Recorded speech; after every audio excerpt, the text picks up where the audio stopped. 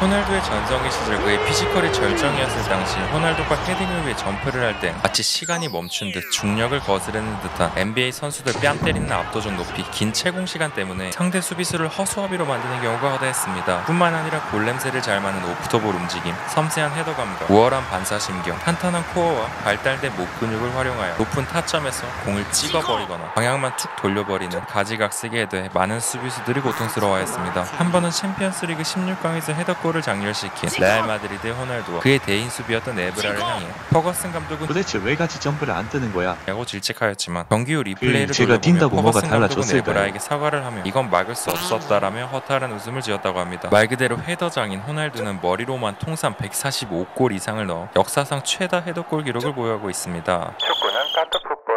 호날두는 18살 스포르팅 리스본 시절 맨체스터 유나이티드와의 월드 투어 평가전에서 상대 포지션인 존 오시에를 상대하였습니다. 그는 45분 동안 온종일 18살의 호날두에게 시달리며 완전히 녹초가 되어버렸고 드레싱룸에서 숨을 헐떡이며 앉아있는 그에게 산소 탱크를 권유하기도 했었습니다. 심지어 퍼거슨 감독은 오시에에게 조금 더 호날두에게 가까이 붙으라고 지시하였지만 그는 너무나도 숨이 찬 나머지 대답조차 못하였으며 마찬가지로 그를 상대한 맨체스터 유나이티드의 퍼디낸드와 스콜스, 니키 버튼은 호날두를 향해 저 친구 말도 안 되니까 무조건 영입해야 한다라고 하였다고 합니다. 그렇게 경기가 끝나고 맨체스터 유나이티드 선수들은 버스에서 다같이 1시간 30분이라는 긴 시간 동안 호날두의 영입을 위해 기다려야 할 수밖에 없었다고 합니다. 2001년부터 2007년까지 스포르팅 리스본에 뛰며 호날두의 스포르팅 시절부터 맨체스터 유나이티드의 입단 과정까지 바로 옆에서 지켜본 로드리고 테오 선수는 호날두를 이렇게 평가했습니다. 호날두의 정신력은 다른 17세 소년들과 완전히 달랐어요. 그는 테이블 축구든 수영이든 모두 1등을 하려 했으며 웨이트 트레이닝을 할 때 역시 가장 많은 중량을 들어올렸고,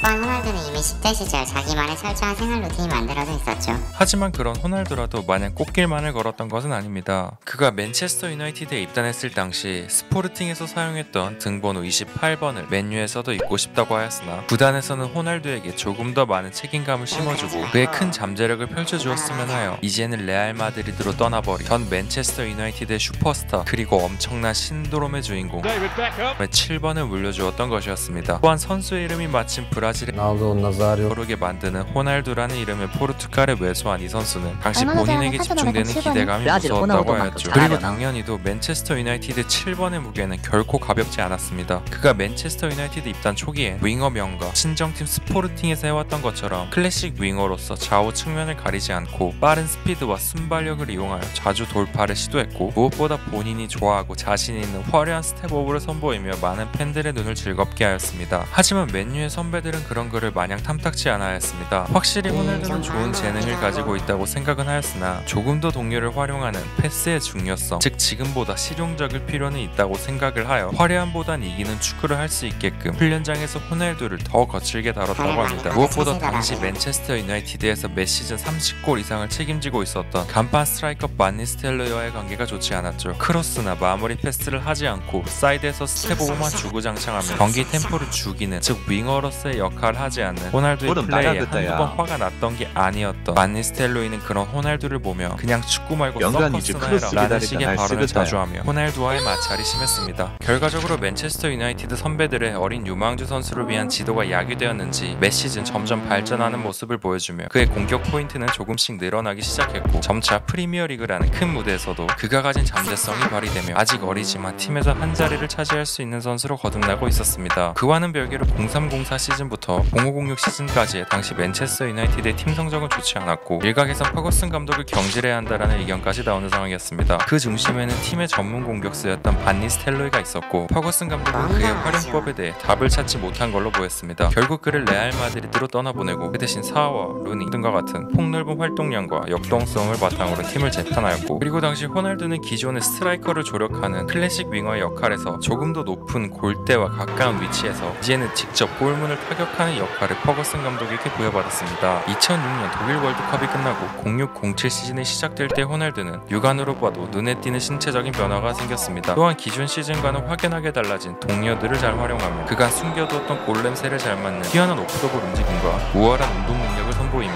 코처로서의 본능이 조금씩 드러나기 시작했습니다. 그렇게 리그 성적 또한 수직 상승을 하며 맨체스터 유나이티드가 황금기를 향해 도약하는 시즌이 시작되었죠. 그리고 그의 챔피언스리그 4강에 오른 맨체스터 유나이티드의 상대는 다수의 발롱도르 위너 출신을 보유한 레알 마드리드 다음으로 챔피언스리그 우승을 많이 차지한 클럽 로쏘네리 AC 밀란을 만나게 되었습니다. 당시 맨체스터 유나이티드의 많은 팬들은 호날두와 루니가 AC 밀란을 털어먹을 거라 아주 큰 기대를 하고 있는 상황이었죠. 하지만 팬들의 기대와 달리 맨체스터 유나이티드 홈인 올드 트래포드에서 펼쳐진 1차전에서 3대2로 진땀승을 거두었고 2차전 산시로에서 다시 만난 AC 밀란은 역시나 막강했습니다. 호날두 카운터인 가투소의 집요한 마크, 안첼로티 휘어와 돌아온 말디니와 네스타, 오도로 이어지는 빗장 수비에 호날두는 그냥 지워졌다고도 말할 수 있으며 무엇보다 AC 밀란은 호날두와의 맞대결로 큰 기대를 모았던 그의 발롱도르 수상을 하게 되는 카카가 이 시리즈에서 날아다녔기 때문입니다. 이러한 이유 때문에서라도 결과적으로 호날두 본인은 스스로에게 아쉬움이 남는 시즌이 되었으며 1차전에 이어 2차전까지 도합 3골을 때려 넣으며 카카는 자신의 진가를 보여주었고, 반대로 아무리 달라진 맨체스터 유나이티드란들 거기다 축구 도사로 거듭난 호날두라도 그들의 우승을 저지할 수는 없었습니다. 그 때문인지 다음 시즌인 07-08 시즌 호날두는 더더욱 각성을 하였죠. EPL 역사상 가장 강력한 삼각편대라고도 불리는 세베즈,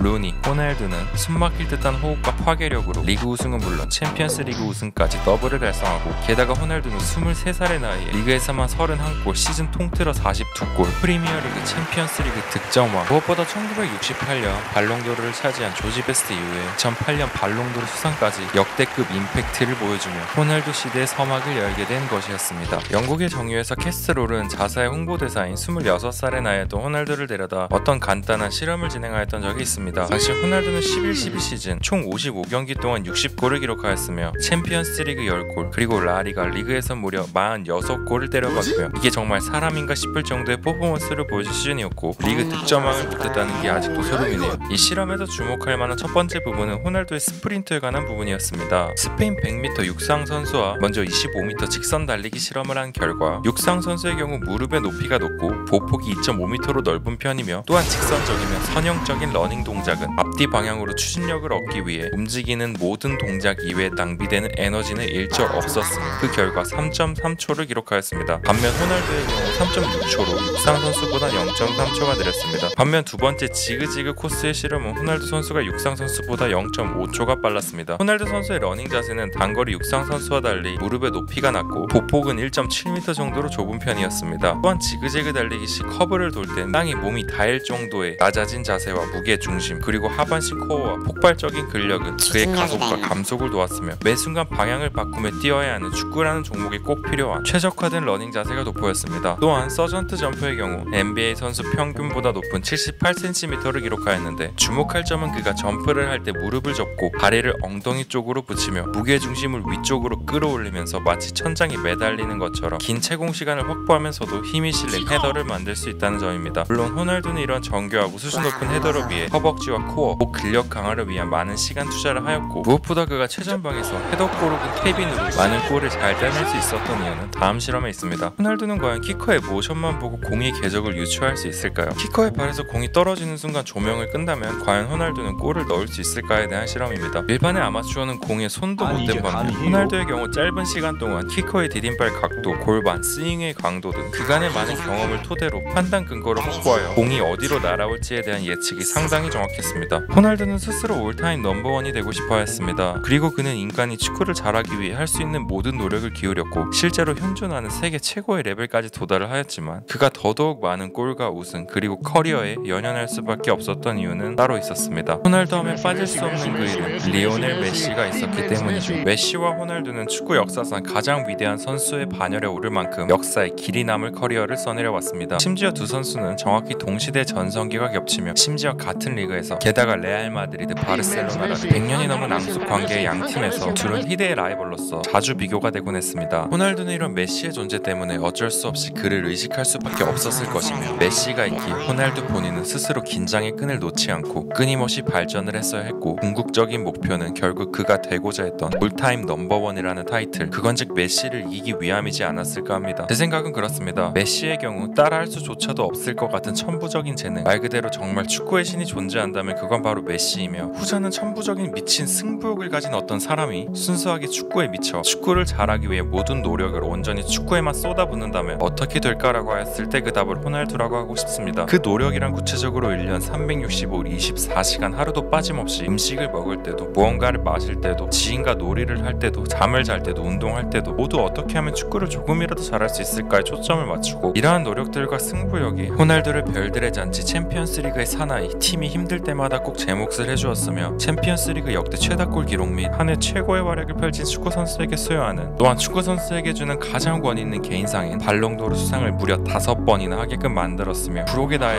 그가 축구 선수로서 A대표팀에서 골을 넣고 통상 900골이나 넣게 만드는 원동력이지 않을까요? 오늘 준비한 소식은 여기까지입니다. 영상이 마음에 드셨다면 좋아요, 구독 한 번씩만 부탁드립니다. 시청해주셔서 감사합니다.